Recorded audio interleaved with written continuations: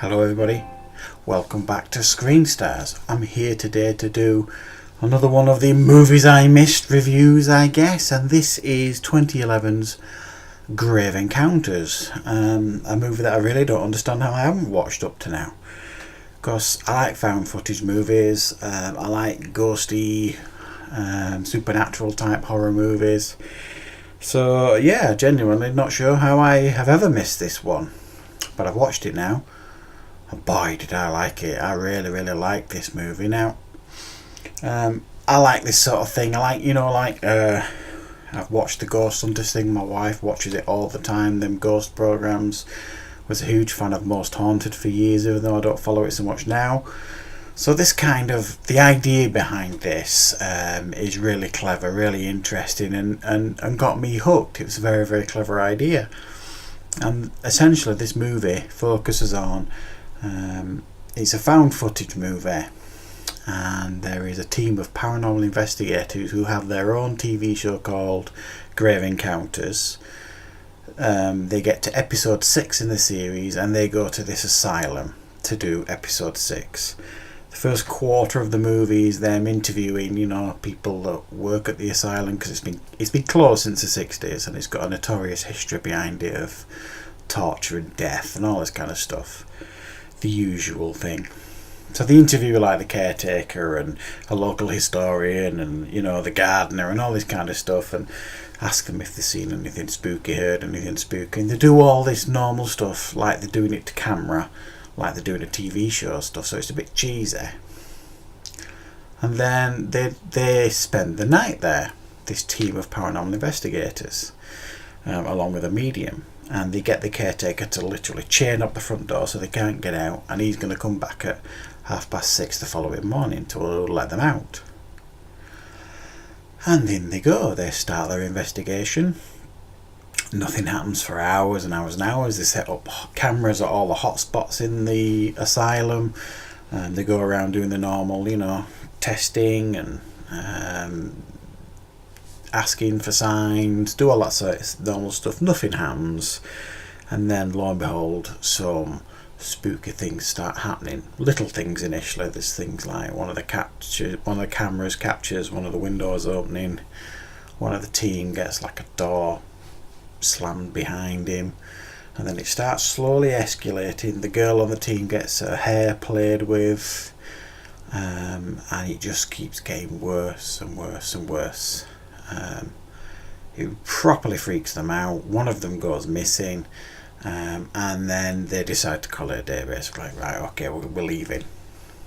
But they can't get out. There's some kind of weird supernatural time lapse there. Even though their watchers are telling them it should be morning and light, it's still pitch black. So they're in some kind of vortex or supernatural vortex where they are never allowed to leave, basically. Where they think is an exit, they'll go through it. It'll just lead to more corridors. They want to get to the roof, but they can't. It's blocked off with concrete, and nothing they try works. And there's no food left. It all goes rotten. They've only got water, and slowly but surely, one at a time, they start going mad with fear, basically. And that's the premise of this movie, and that is the strength of this movie, is the way it builds tension. Absolutely expertly done. Really good. It starts off, and it actually doesn't start brilliantly, because you think it's really cheesy and cheap, and then when you actually get used to the characters and realise that's what they're doing to the camera, because they're doing a TV show, when they aren't doing all that and they're actually being the real people. They're actually really clever performances by all the actors, especially the lead actor. Really clever how they do it, how they slowly build the tension, to the point where the acting, I think, is so good in this.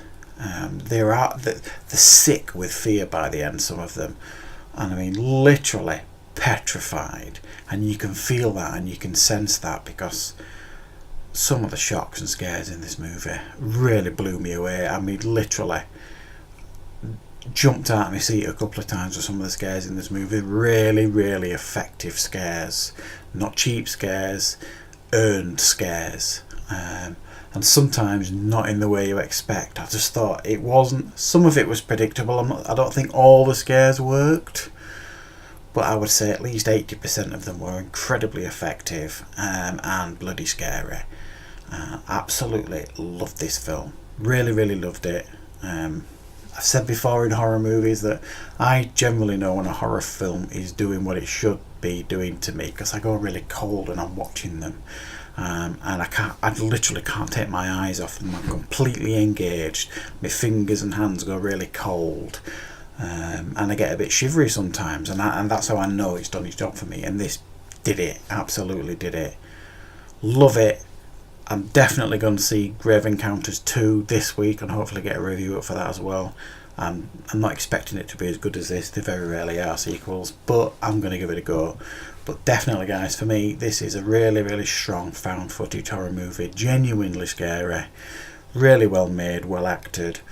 And if you've never seen it before, be prepared to be scared, guys, because it's spooky.